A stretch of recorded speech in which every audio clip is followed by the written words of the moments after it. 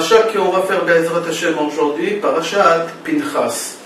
Notre parasha débute tout de suite en nous racontant le salaire que Pinchas a eu par rapport à l'action qu'il a fait, qu'il a tué Zimri ben Salou et Kozvi bat Tzur. C'est marqué dans la paracha, Hineni noten lo et beriti shalom. La seule lettre dans la Torah qu'elle doit être cassée, qu'elle doit être coupée en deux, c'est la lettre Vav de Shalom. Ici, au moment qu'Akadosh Baruch Hu dit à Pinchas, Hineni noten lo et beriti shalom, le Vav, il doit être comme un Yud, on fait un stop, et après on continue, c'est-à-dire les gens qui voient cette lettre, ils croient, Chas v'Shalom, le Sefer Torah, il n'est pas kasher. Mais d'après la halakha, ça doit être comme ça. Inen noten lo et beriti shalom, la lettre Vav, elle doit être coupée. Le Targum ben Uziel dit qu'Akadosh Baruch Hu, ici, au moment qu'il lui a dit Ineni noten lo et beriti shalom, qu'est-ce qui veut dire le mot shalom? Akadosh Baruch Hu, il promet à Pinchas qu'il va le rendre en ange. Que Pinchas, il ne mourra jamais. Et pas seulement ça, c'est lui qui va nous annoncer la délivrance finale. Au moment que le Mashiach va venir, Be'ezrat Hashem, très prochainement, alors il y a Eliyahu Hanavi qui va nous annoncer la venue de Mashiach. Et celui-là qui va nous annoncer la venue de Mashiach, ça sera ou Pinchas ou Eliyahu. C'est Pinchas et Eliyahu Hanavi. C'est-à-dire Pinchas, c'est la même neshama qu'Eliyahu Hanavi. Akadosh Baruch Hu, dans notre paracha, dit à Pinchas, il le promet, qu'il deviendra un ange, c'est-à-dire qu'il ne mourra jamais. Et où on retrouve Pinchas, c'est Eliyahu Hanavi, et c'est Eliyahu Hanavi qui va nous annoncer la délivrance finale. Il faut savoir que dans les prophètes, c'est marqué 5 fois Eliyahu sans Vav. Eliyahu sans Vav. On lit ça, Ine anochi sholach lachem et Eliya, pas Eliyahu, Eliya. Un des 5 psukim, c'est le dernier pasuk de Malachi, Ine anochi sholach lachem et Eliya lifnei bo yom Hashem, הגדול והנורא והשיב לב בנים על אבות ולב בנים על אבותם, הנה אנוכי שולח לכם את אליה. Sans Vav. 5 fois dans le Navi, c'est marqué Elia et pas Eliyahu. On a retiré la lettre Vav. Et 5 fois dans la Torah, on voit que Yaakov, ça s'écrit avec la lettre Vav. Normalement, Yaakov, ça s'écrit Yud, Ain, Kuf, Bet. Mais 5 endroits dans la Torah, entre le Kuf et le Bet, il y a la lettre Vav. Quel rapport il y a entre Elia, qui manque le Vav, et Yaakov, qui a un Vav en plus? 5 fois il manque ici chez Eliyahu, et 5 fois il y a une lettre en plus, en trop, chez Yaakov Avinu, la lettre Vav.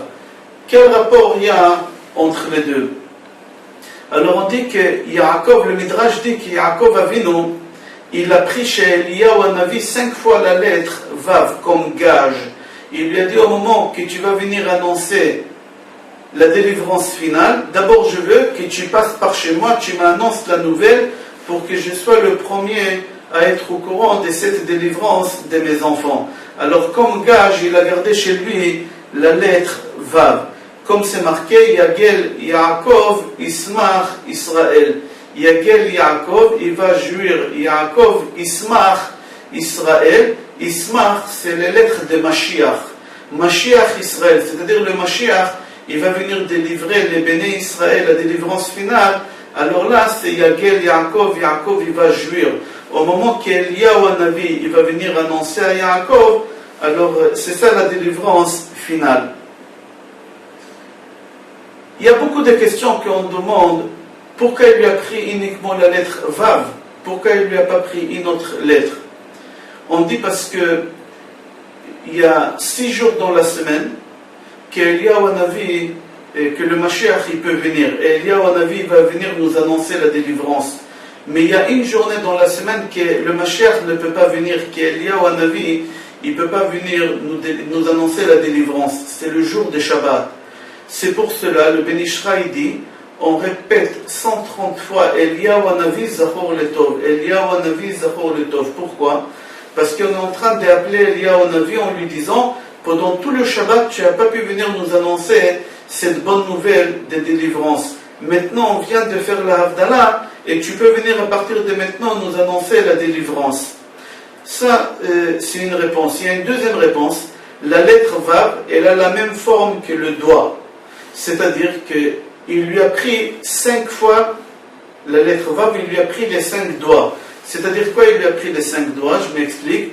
Au moment que quelqu'un jure, on peut annuler. On va chez un Rav, Poteach lo petach, il trouve une autorisation, une ouverture pour annuler le serment, puisqu'il a juré, et on peut annuler comme on fait Veille de Rosh Hashanah, Veille de Kippour, on fait Atarat Klalot et Atarat Nedarim et Atarat Shvuot, on peut annuler aussi les serments.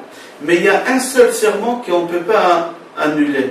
Ça s'appelle le Chitzat Yad, le Chitzat Kaf. Au moment que je dis à quelqu'un quelque chose, et je lui dis, je m'engage à respecter cette parole-là, et je te serre la main, on ne peut pas annuler, puisque j'ai promis.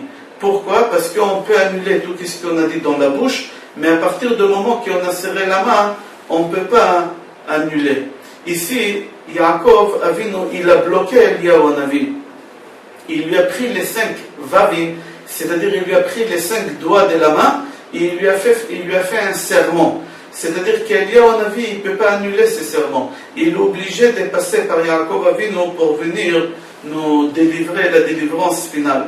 Entre parenthèses, de nos jours, aujourd'hui même, dans certaines communautés ashkénazes, au moment qu'ils font le vort, les fiançailles, chez les ashkénazim, les deux papas, le papa du garçon, de Khatan, et le papa de la Kala, de la fille, ils se serrent la main, et ils se disent que même s'ils trouvent un Khatan mieux que ton fils, je ne changerai pas. Et le papa de la Kala dit au papa de Khatan, la même chose. Il s'engage à l'autre. Même si je trouve mieux que ta fille ou mieux que ton fils, je m'engage. Il se serre la main. Et il y a un problème. S'ils n'arrivent pas au mariage, malheureusement, ça arrive des fois qu'on ne s'accorde pas et on a découvert des choses qu'on n'a pas découvert avant. Et on aimerait annuler le mariage. On aimerait annuler tout. Comment on fait ici? Ils ne peuvent pas faire. C'est pour cela, dans la communauté ashkénaze, il y a il y a des jeunes filles qui sont divorcées vierges. Pourquoi? Parce que comme ils se sont engagés à se marier, ils se marient, et après quelques heures, ils font le divorce, seulement pour respecter leurs paroles. C'est pour essayer de comprendre, à partir du moment que quelqu'un s'engage avec l'autre en lui serrant la main, on ne peut pas faire marche arrière. C'est pour ça qu'il faut éviter, au moment qu'on s'engage à quelque chose, de serrer la main à l'autre. Parashat Pinchas, dans une année normale, elle se lit au début des 3 semaines. Les 3 semaines avant Tisha B'Av, elle commence par Parashat Pinchas. Mais quand on se trouve dans une année bissextile, qu'il y a Adar et Adar, alors Parashat Matot, c'est elle qu'elle commence les 3 semaines.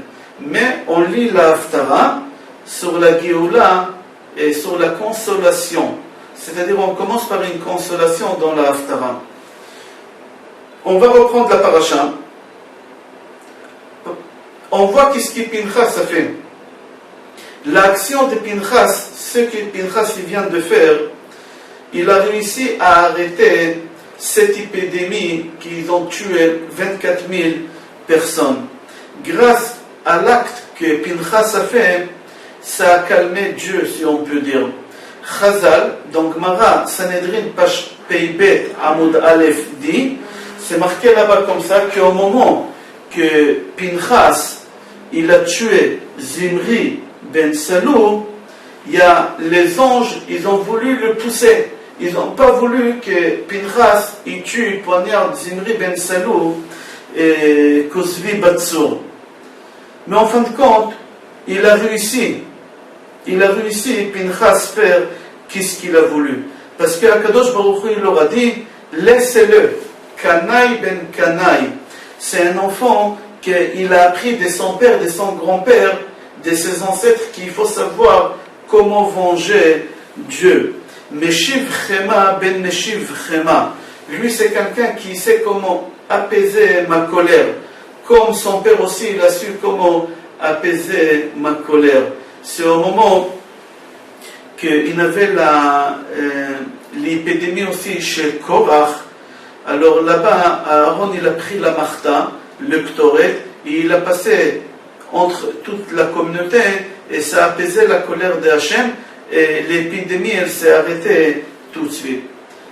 Cette Gemara que je viens de dire, on a du mal à la comprendre. Pourquoi? D'un côté, on voit les anges qui ont voulu pousser Pinchas pour qu'il ne passe pas cet acte-là, qu'il ne tue pas. Si les malachim ils font ça, la raison est qu'il n'a pas le droit de faire. Mais d'un autre côté, on voit qu'Akadosh Baruch Hu, il leur dit, non, Kanaï ben Kanaï, Meshifchema ben Meshifchema, laissez-le. Et il l'a fait.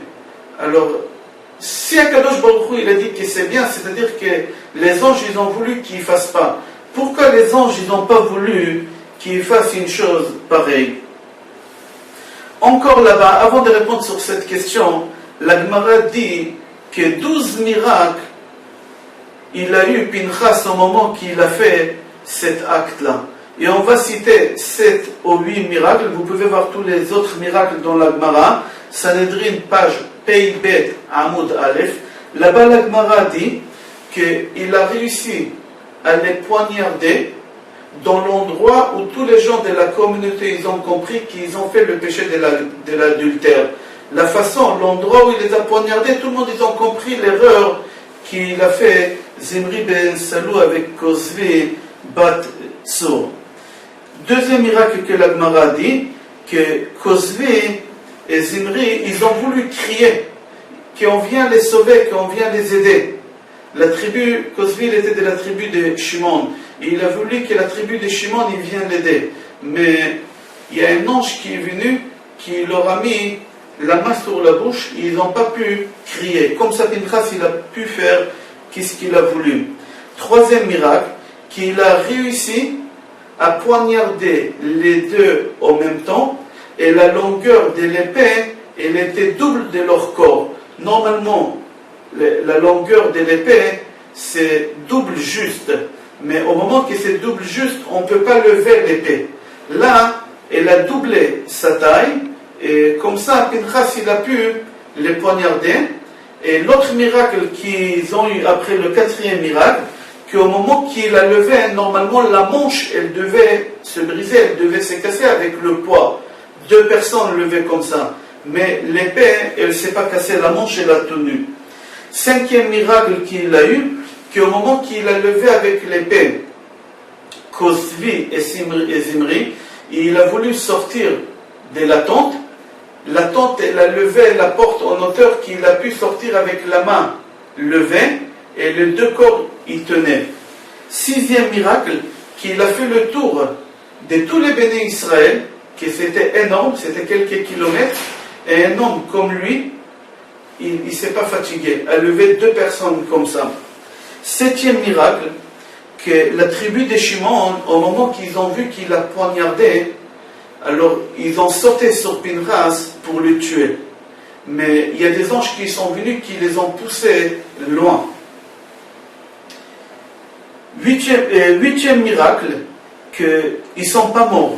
Au moment qu'il les a poignardés, ils ne sont pas morts. Il a pu tourner avec eux partout, et ils étaient encore vivants. Normalement, ils devaient mourir, mais ils ne sont pas morts. Neuvième, on dit que le sang, il s'est coagulé. Au moment qu'il les a poignardés, normalement, il y a du sang qui devait sortir et couler sur ses mains. Mais le sang, il n'est pas sorti. Pourquoi le sang, il n'est pas sorti? Pour la simple raison, on a dit que tout à l'heure, ils ne sont pas morts, parce que Pinchas, il est Kohen. Et un Kohen, il n'a pas le droit de devenir impur. Il n'a pas le droit de devenir impur.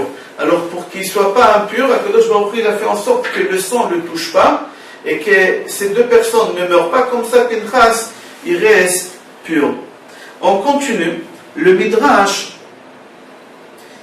dit pourquoi Pinchas, c'est lui qui a sauté pour faire cet acte-là, et pas le chef, Moshe Rabbeinu. Normalement, Moshe Rabbeinu qui devait faire cette chose-là. Le Midrash dit qu'en réalité, Moshe Rabbeinu, il a oublié la halakha, qu'est-ce qu'on doit faire à quelqu'un qui va avec une goya. Il a oublié cette halakha. Mais le Midrash dit que Pinchas, il était le seul qui était devant. Ra'a ma'aseh v'nizkar ba'alacha. Il a vu l'acte et il s'est rappelé de la loi, comme on lui a appris. Alors tout de suite, comme lui c'était le premier qui s'est rappelé de la loi, il a fait qu'est-ce qu'il a fait. On va revenir à notre sujet qu'on a parlé tout à l'heure. Pourquoi les Malachim, ils ont voulu pousser Pinchas? Pourquoi ils n'ont pas voulu que Pinchas tue Zimri et Kozvi? Encore, on continue une autre question. On dit qu'au moment que Pinchas il a fait ça, les tribus, beaucoup de personnes dans toutes les tribus, ils ont commencé à critiquer Pinchas. Après qu'il a fait, Rashi sur place dans notre paracha dit comme ça, Reitem ben puti, ze shepitem avi imo agalim, le'avodat kochavim ve'arag nasi b'Israël. Est-ce que vous avez vu ce Pinchas là, que son aïeul, son grand-père, son aïeul, il a fait l'idolâtrie, il a tué un chef des tribus d'Israël, et maintenant il est en train de, soi-disant, jouer le grand saint à poignarder des choses. La question qu'on se pose sur qu'est-ce qu'il vient de dire les tribus contre Pinchas, qu'est-ce qu'on s'en fout, qu'est-ce qu'il a fait son grand-père? Bon, c'est possible son grand-père il a fait quelque chose qu'il ne fallait pas faire, mais lui, le petit-fils, l'arrière-petit-fils, il est là, il est en train de faire quelque chose qui est marqué dans la halakha. Il a le droit de le faire. C'est pas parce que son grand-père il n'a pas fait les choses comme il faut. Il faut respecter. Pourquoi? Et encore, la Gemara elle pose la question qu'un converti, il est strictement interdit de lui rappeler d'où il vient. Et là, Pinchas, c'était des côtés de sa mère, c'était de la famille des convertis, c'était une des filles d'Yitro, Putiel, Puti, c'était Yitro.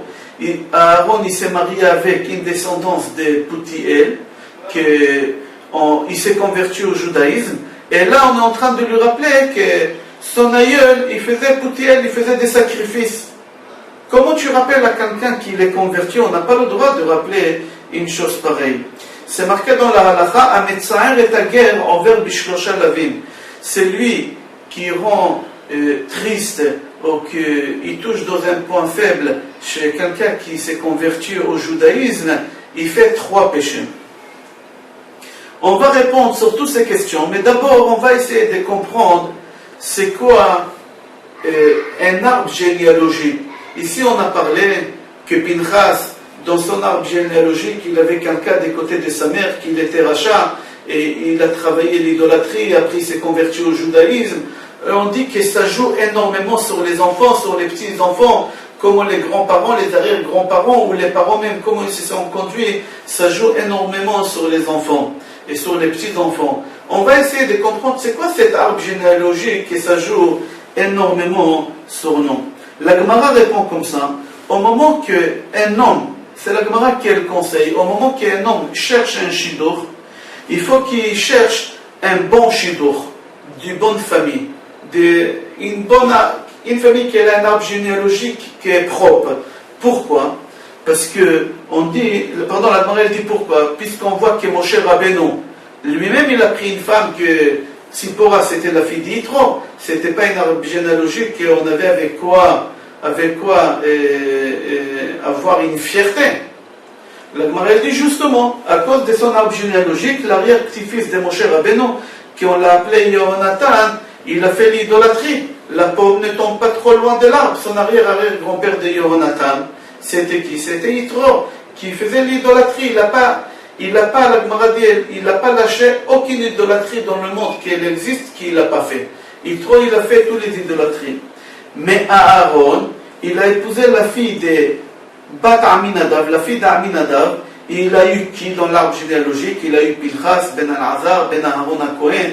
Ici on voit que l'arbre généalogique il va sur plusieurs générations extraordinaires. Pourquoi? Puisque l'arbre généalogique il était bon. Alors puisque l'arbre généalogique il est bon, alors Aaron il a eu Pinchas, et il a eu El-Azar il a eu Pinchas, etc. C'est-à-dire la Gemara dit que c'est important au moment qu'on veut se marier avec quelqu'un, vérifier l'arbre généalogique de la personne, comme ça on déduit dans notre paracha. Le Ramban, dans Parashat Netzavim, dit qu'il y a là-bas sur le pasuk, pen yesh bachem ish, o isha, o mishpacha, o shevet asher, לבבו פונה היום מעם השם אלוקינו, ללכת לעבוד את אלוקי הגויים ההם. פן יש בכם שורש פורה ראש ולענה. Le Rambam, il explique comme ça. פן יש בכם שורש פורה ראש ולענה, c'est-à-dire quoi? Shoresh, c'est les racines. Dans un arbre, on a dit qu'il y a le tronc, il y a les branches, il y a les feuilles, il y a les fruits, mais il ne faut pas oublier qu'il y a aussi les shoresh, il y a les racines. Le Rambam dit, si les racines ils sont amères, les fruits vont être amers. Si les racines ils sont pas bonnes de cet arbre, les fruits de cet arbre ils vont pas être bons. Il dit c'est exactement la même chose dans l'arbre généalogique d'une famille. Si la racine elle est pas bonne, les enfants, les petits enfants ils vont pas être bons. Il faut faire attention, il faut éviter, comme ça le Rambam dit. Rabbi Tzadok Milublin dit, s'il y a un homme qui est aveugle, c'est pas forcément que ses enfants ils vont être aveugles. Comme ça lui il dit.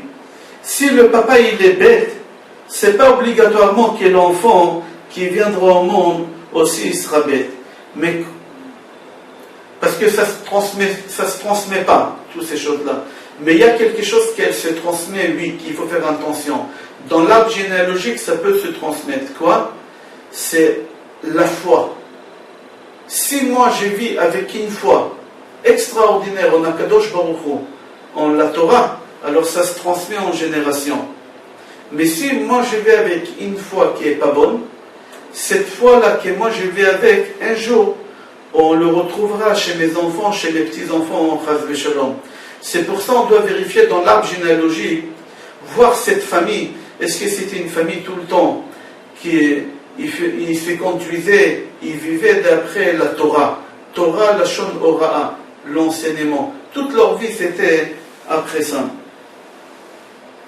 Chazal dit qu'en général, que les Juifs, normalement, ils sont croyants de leur nature. Ma'aminim bene ma'aminim. C'est des gens qui sont croyants parce que leurs parents, ils étaient croyants et leurs arrière-grands-parents, ils étaient croyants, etc.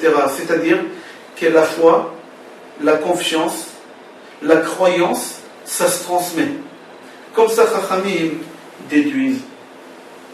Et c'est pour cela, s'il y a un juif qui ramène derrière lui des enfants dans ce monde, et qu'il aura transmis dans les gènes que lui il a, la foi, eux aussi, jamais ils vont quitter. Même si ça peut arriver, Chas v'Shalom, qu'ils ont quitté, un jour ou l'autre, ils vont revenir. Jamais on a vu quelqu'un qui l'a quitté et qui n'est pas revenu si ses parents, ses grands-parents, ils n'étaient pas dans le droit chemin de la Torah. C'est pour cela on voit que Yaakov, dans Parashat Vayechi, avant de mourir, lui il demande comme ça: je ne veux pas que dans l'arbre généalogique de Korach, on cite mon nom. Comme ça il a demandé. Et dans Parashat Korach, on dit Korach ben Itzar ben Kehat ben Levi. Et on ne cite pas Yaakov. Pourquoi? Parce que Yaakov il a demandé qu'on ne le cite pas. Pourquoi? Parce que cet arbre généalogique, il n'est pas bon. Et Yaakov il n'a pas voulu que son nom soit cité là-bas. Pourquoi? Parce que Korach, il a fait quoi? Il a essayé de mettre en doute la parole et la confiance sur Moshe Rabbeinu. Quelqu'un qui essaye de mettre en doute la Torah, la foi que nous les Juifs on a, c'est quelqu'un, les racines ils sont pas bons. Alors les fruits qui vont sortir, ils vont être pas bons aussi. Et Yaakov il n'a pas voulu. Yaakov il a demandé que je veux pas que mon nom soit cité au moment qu'on va citer. Et c'est pour ça qu'il n'a pas voulu. Yaakov, il a voulu nous dire que en réalité, je veux que vous allez jusqu'à Lévi. Mais à partir de Lévi, ne pas continuer à citer mon nom. Parce qu'il dit, jusqu'à moi, les racines, ils étaient bons. Mais à partir de moi, il y a quelqu'un qui est venu, qui a arraché ces racines-là, et il a planté des autres racines. Et moi, je ne veux pas que mon nom soit citer. Qui c'est cette personne qui est venue, qui a arraché cette racine? C'est Lévi et Shimon. Lévi et Shimon, au moment que leur sœur Dina, elle s'est faite violer par Shrem ben Hamor, ils veulent se venger ça. Ils ont dit à Kazona Ya'aseh le'achotenu, est-ce qu'ils vont faire à notre sœur une chose pareille et on va se laisser faire? Qu'est-ce qu'ils ont fait?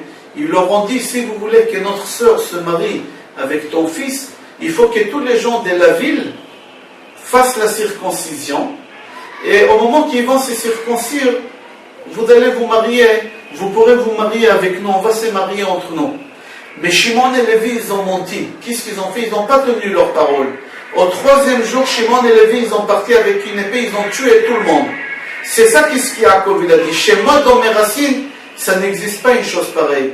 À partir du moment que je m'engage, je continue, je respecte, je ne baisse pas les bras. Et là, qu'est-ce qui se passe? On voit que Shimon et Lévi, ils ont promis, ils n'ont pas tenu leur parole, ils n'ont pas respecté. Et Akadosh Baruch Hu, Yaakov, il leur a dit, je ne veux pas que votre nom soit cité. Pourquoi? Parce qu'il leur a dit, je suis votre père, je suis votre Rosh Yeshiva, je suis votre Rav. Venez me poser la question pour voir si vous pouvez faire ce que vous voulez faire. Je vous aurais dit non. Vous avez décidé seul, c'est un mauvais signe si vous avez décidé seul. Alors l'arbre généalogique, il n'est pas bon. Eux, ils ont parti, c'est marqué là-bas, qu'ils ont rentré dans la ville, ils ont tué 24 000 personnes qui se sont circoncis, comme ça c'est marqué dans les Midrash. Ils ont rentré dans la ville de Shrem, ils ont tué 24 000 personnes. Rama Mipano dit que les 24 000 personnes qu'ils ont tuées à Shrem, ils vont sortir de Shimon, et c'est pour ça, Yaakov il a dit, Besodam al tavo nafshi ou bikhalam al tachet kevodi. Il leur a dit au moment que quelqu'un y met en doute la parole d'un tzaddik comme moi, Yaakov, et que Shimon et Lévi, ils ont fait ce qu'ils ont voulu, ils ont tué 24 000 personnes, ces 24 000 personnes, ils vont sortir de Shimon. C'est les élèves de Rabbi Akiva, les 24 000 élèves de Rabbi Akiva qui sont morts. Alors Yaakov, il a dit, je ne suis pas d'accord. Korach, il a voulu faire la même chose. Korach, il a voulu mettre en doute la parole de Moshe Rabbeinu. Moshe Rabbeinu, il a dit qu'il faut mettre un fil bleu pour se rappeler de la mer, le ciel, le trône de Akadosh Baruch Hu. Korach, il vient, il dit non, on n'a pas besoin d'un fil. Si je mets un talit, que le tissu tout entier, il va être bleu, ça suffit. Il a commencé à mettre en doute la parole de Moshe Rabbeinu. Il a dit qu'on n'a pas besoin de mettre une mezouza dans un endroit où il y a un Sefer Torah. Le Sefer Torah, il remplace la mezouza. La question qu'on se pose, de quoi il a eu peur, Yaakov? Bon, d'accord, ça peut arriver que même chez des bonnes familles, il y a un enfant qui quitte le chemin. Ça peut arriver. De quoi tu as honte? Yaakov, il n'a pas eu honte, Yaakov. Yaakov, il a dit, si je laisse faire une chose pareille, et je laisse que mon fils apparaisse dans l'arbre généalogique, que moi j'apparais dans l'arbre généalogique de mes descendants de Korach, les gens ils vont dire que moi aussi je suis pourri. Et j'ai volé les brachot à mon frère. Et tout ce que j'ai fait, tout n'était pas bon. Alors, ils vont commencer à mettre en doute tout ce que moi j'ai construit. Et moi je ne veux pas une chose pareille. C'est ma mère qui elle m'a dit de faire ça. Moi j'ai fait kiboudorim. Ma mère elle m'a dit d'aller prendre les brachot. J'ai pris les brachot. Et c'est pour cela, moi je continue à éduquer mes enfants et à enseigner à mes enfants et à apprendre à mes enfants qu'il faut tenir la parole, il faut respecter ses engagements, écouter ses parents. Ma mère elle m'a dit de faire cette chose, même qu'elle n'était pas très correcte, mais ma mère elle m'a dit de le faire, j'ai fait cette chose-là. On va changer de sujet. Dans notre paracha, on voit les prénoms des filles de Tzlofchad. Et les noms des filles de Tzlofchad, là-bas aussi on voit l'arbre généalogique de cette famille. Et là-bas on compte jusqu'à Ménaché, le fils de Yosef. La Gemara pose une question. Pourquoi on dit Ménaché, fils de Yosef? On sait bien que Ménaché c'était le fils de Yosef. Il fallait marquer Ménaché, et nous on aurait déduit que c'était le fils de Yosef. Chazal, la Gemara répond comme ça, c'est pour nous montrer l'amour que les filles d'Etzlophrad, les 5 filles d'Etzlophrad, l'amour qu'ils ont porté à la terre d'Israël. Les filles d'Etzlophrad, on va répondre quel rapport l'amour de la terre d'Israël avec Yosef et les filles d'Etzlophrad, mais on va voir comment ils ont prouvé leur amour à la terre d'Israël. Les filles d'Etzlophrad, ils ont dit à Moshe Rabbeinu, donne-nous un bout de terrain en Israël. Nous aussi on veut. C'est vrai que tu as distribué la terre d'Israël pour les garçons, mais notre père à nous, il n'avait pas des garçons, il n'avait que des filles. Nous aussi on veut. Nous on veut comme tout le monde. Le Midrash dit qu'au moment que quelqu'un fait quelque chose, parce que c'est dans ses gènes, et eux, qu'est-ce qu'ils ont fait maintenant? C'était dans leur gène pour demander cette chose-là. Au moment qu'il y a un père qui dit à ses enfants avant de mourir, s'il vous plaît, ne me laissez pas en Égypte, ne laissez pas mon corps en Égypte. Vous allez sortir un jour d'Égypte, prenez mon corps avec moi. C'est ça ce qu'il a dit Yosef à ses enfants. 200 ans après, Béné Israël, quand ils sortent d'Égypte, ils n'oublient pas le Yosef. Ils prennent le corps de Yosef avec, pour l'enterrer en Israël. C'est-à-dire que les filles d'Etzlophrad, ils viennent de la tribu de Yosef. Et ça restait dans leur gène l'amour d'Eretz Israël. Yosef, il avait l'amour d'Eretz Israël. Et ça restait dans les gènes. C'est pour ça les filles d'Etzlophrad qui viennent de la tribu de Yosef, ils ont demandé à la terre d'Israël, c'est dans nos gènes l'amour d'Eretz Israël. Nous on veut un part dans Eretz Israël, nous on veut habiter en Eretz Israël.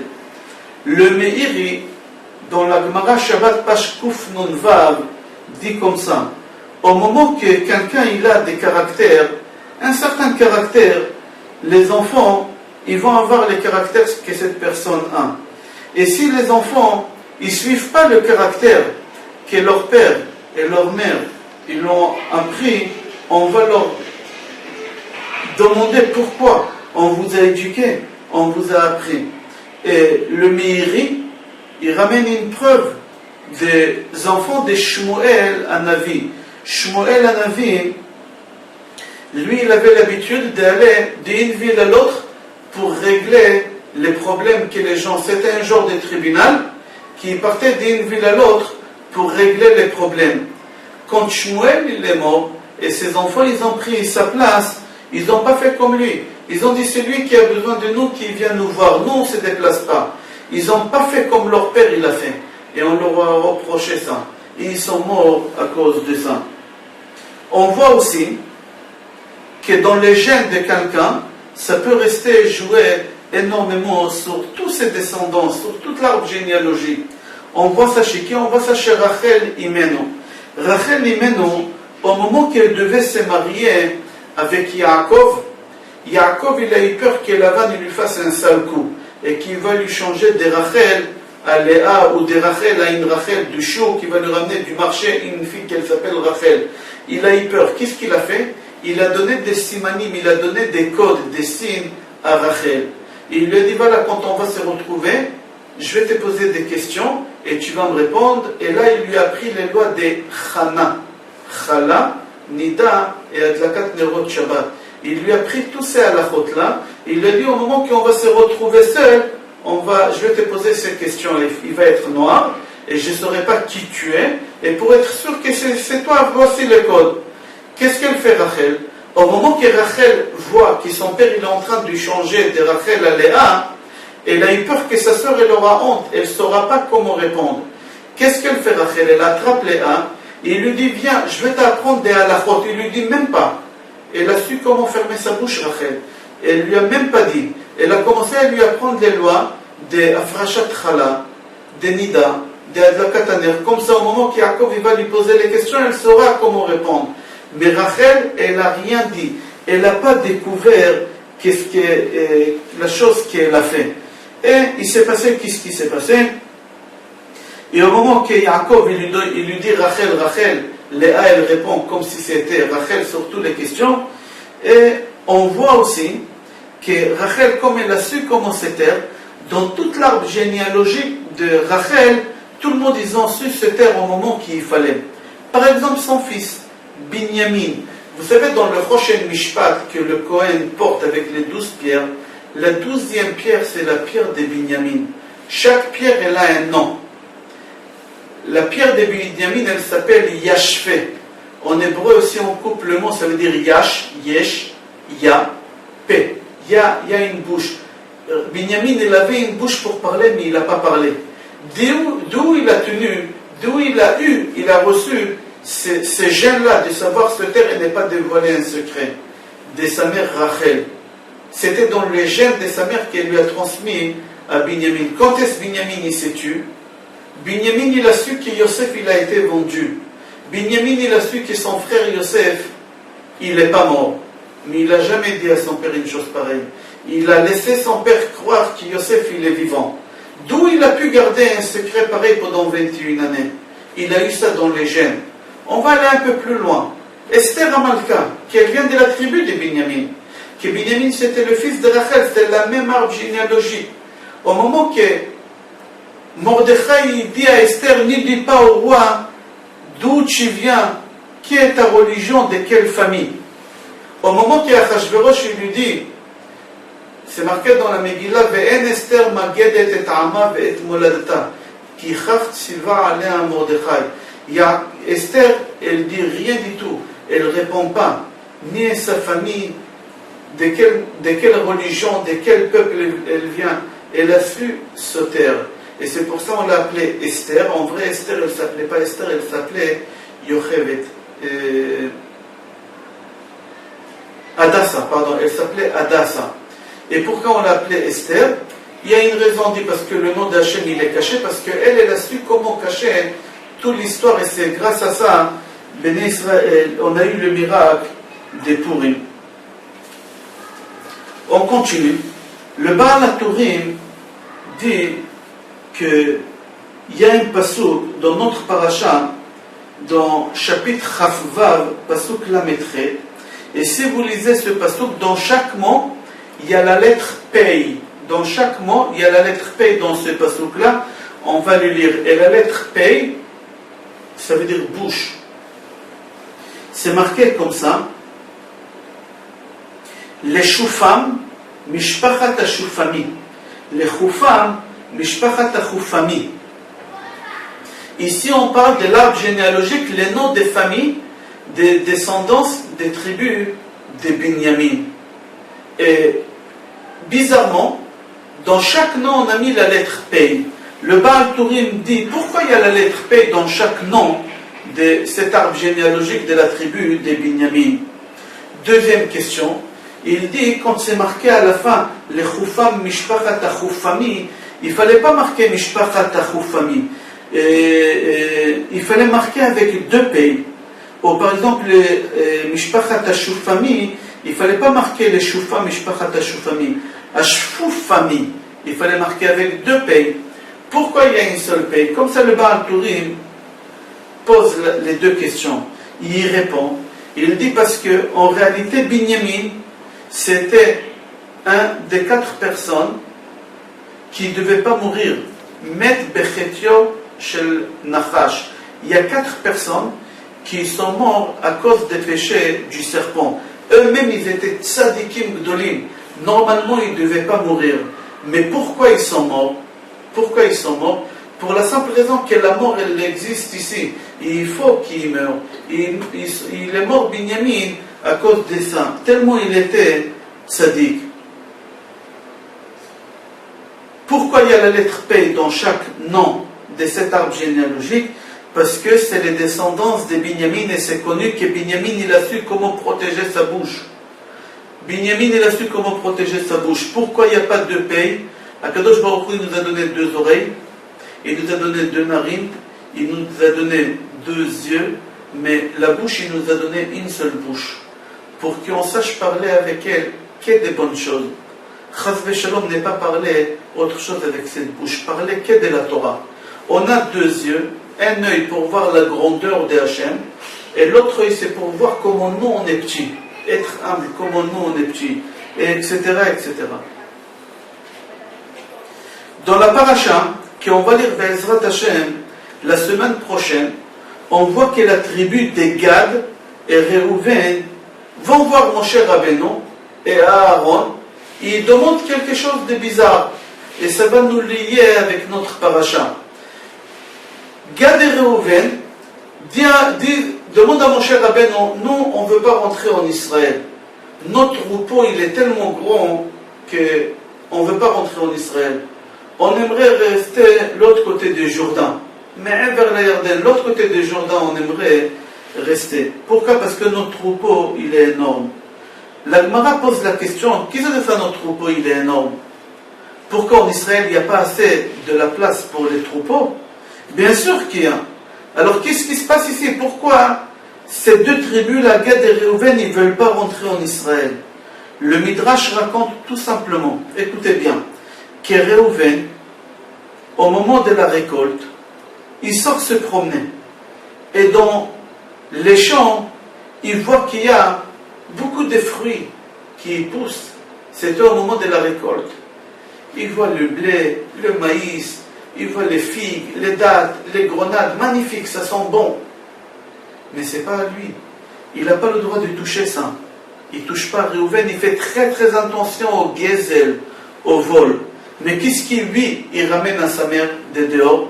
C'est marqué dans la paracha, Doudaïm. C'est marqué, il prend Doudaïm. Pourquoi Doudaïm?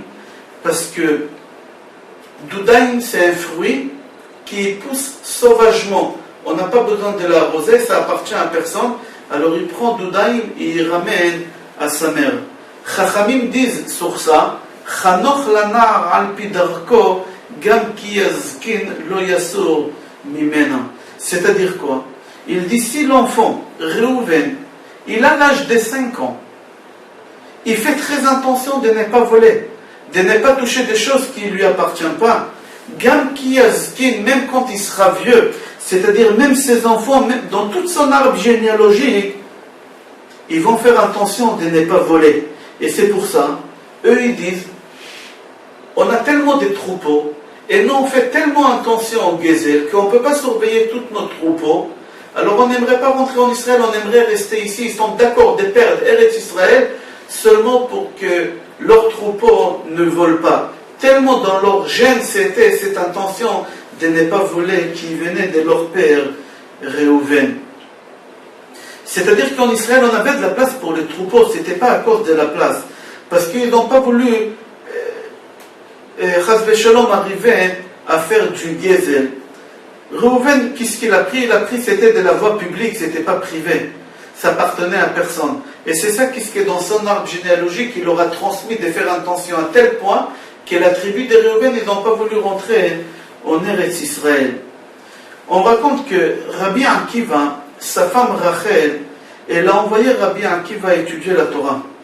Il est parti pendant 24 ans. Il est revenu avec 24 000 élèves Rabbi Akiva. L'histoire de Rabbi Akiva, elle est très connue. Mais l'histoire, personne ne la connaît, la suite de l'histoire. Que la fille de Rabbi Akiva, elle a fait comme sa mère. La femme de Rabbi Akiva, c'était la fille de Kalba Savoie, l'homme le plus riche à Yerushalayim. Elle a tout laissé tomber pour que son mari aille étudier la Torah. Elle a sacrifié toute sa vie pour que son mari aille étudier la Torah. C'était dans ses gènes. Et elle a transmis ça aussi à sa fille qu'elle a eue avec Rabbi Akiva. La Gemara dit que comme Rachel elle a fait, elle aussi elle a fait. Une fille elle est d'accord de faire ce que sa mère elle lui a transmis, de renvoyer son mari de la maison qu'il aille étudier la Torah. Elle s'est mariée avec Ben Azai. Elle a dit à Ben Azai, son mari, je suis d'accord de me marier avec toi à condition que tu ailles étudier la Torah. Et Ben Azai, il est parti comme il a fait son beau-père. Mais la fille, comment il a pu faire une chose pareille? Lui, elle a eu ça dans ses gènes, dans l'arbre généalogique de sa famille, c'était dedans. C'est pour ça, on va revenir à notre paracha. On voit que les filles d'Etzlophrad réclament à Moshe Rabbeinu un part d'Eretz Israël. Nous, on n'est pas des hommes, on est des filles, mais malheureusement, on n'avait pas de frères. Qu'est-ce que vous voulez que je fasse? Mais nous aussi, on veut un part d'Eretz Israël. D'où ils ont eu cette chose-là? Ils ont eu ça, l'amour d'Eretz Israël de Yosef. Yosef, il leur a donné un exemple. Au moment qu'il leur a dit, quand vous allez quitter l'Égypte, vous allez prendre mon corps avec vous en Israël. Je veux être enterré en Israël. Yosef, il a parlé de ça chez lui à la maison tout le temps. Alors ça rentrait dans les gènes de ses enfants. Il y a une Gemara en Souka, à la fin des Souka, page Nun Vav, elle nous raconte sur une famille de Kohanim, qu'on a appelé cette famille-là Mishmeret Bilga. Mishmeret, c'est garde. Au Beth Amikdash, il fallait faire des sacrifices là-bas tout le temps. Alors les Kohen, ils ne pouvaient pas rester là-bas tout le temps, alors ils avaient des gardes. Et il avait, quand un garde il finissait, l'autre garde il venait, il remplaçait, c'était comme ça. Il y avait une famille de Kohen, à l'époque de Beth Amikdash, qu'on l'appelait Mishmeret Bilga. La garde des Bilga. Quand ça arrivait leur tour de faire leur travail, ils venaient là-bas. Et on raconte que on a puni cette famille-là des Kohanim, des Bilga. Qu'est-ce qu'on leur a puni? Que jamais cette famille, au moment qu'ils veulent se servir de lechem apanim, du pain, il ne fallait pas qu'ils se servent le pain comme il faut. Il fallait se servir le pain dans le sud. Pourquoi? Pour montrer à tout le monde qu'ils ont fini leur travail et qu'ils partent. Parce qu'en réalité, tout le monde est rentré du nord, et ils sortaient avec le pain du sud. Et eux, chaque fois, du sud, ils se servaient. Pourquoi? Pour montrer qu'ils partent. Ils ne restent pas au Beth Amikdash. On ne veut pas que cette famille elle reste au Beth Amikdash. Et encore, la Gemara dit qu'ils ont une autre punition, que chaque famille, ils avaient un anneau, que cet anneau, il était attaché au mur, qu'on ramenait la vache, on la faisait rentrer dedans pour l'attacher pour qu'elle ne bouge pas, pour pouvoir faire la shrita. Mais l'anneau de cette famille, Chachamim, ils l'ont bloqué au mur avec du béton. Ils ont mis du ciment, on ne peut plus l'utiliser. Pourquoi? Pour les embêter, pour qu'ils aillent demander à une autre garde pour pouvoir utiliser leur anneau, pour pouvoir faire la shrita. Troisième chose que la Gemara nous raconte, qu'ils ont puni cette famille, qu'ils avaient un endroit où les Kohanim y mettaient les couteaux de shrita, ils les cachaient là-bas. Mais cette famille-là, on a bloqué cet endroit, ils ne pouvaient pas mettre les couteaux là-bas, il fallait qu'ils prennent les couteaux avec eux. C'était lourd. Pourquoi on a puni cette famille des Kohanim? La Gemara donne une réponse qui nous fait froid au dos. Qu'est-ce qui s'est passé là-bas? Cette famille, ils avaient une fille qui s'appelait Myriam Bat Bilga, qu'elle a quitté la religion juive et elle est partie se marier avec un roi non-juif, Goy. Et au moment que ce roi juif, Goy, il est rentré au Beth Amikdash, elle aussi elle est rentrée au Beth Amikdash, et avec son pied elle donnait des coups de pied au Beth Amikdash, au Mizbeach, elle criait Lokos, Lokos, Ad matay ata mechalem mamonam shel Israël.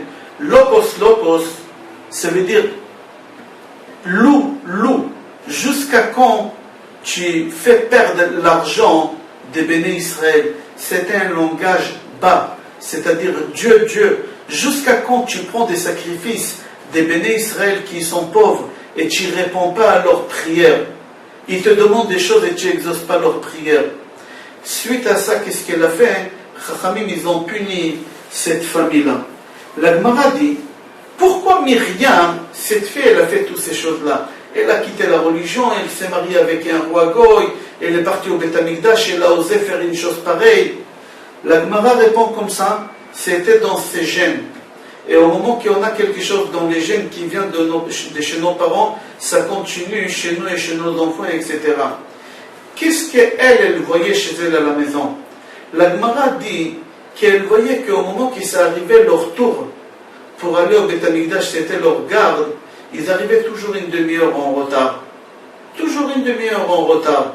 Alors la fille, elle disait, alors c'est pas important le Beth Amikdash, c'est pas important les sacrifices. La preuve, papa, il s'en fout. Il va un quart d'heure après, 20 minutes après, etc. On s'en fout, c'est pas important. Et ça a rentré dans ses gènes.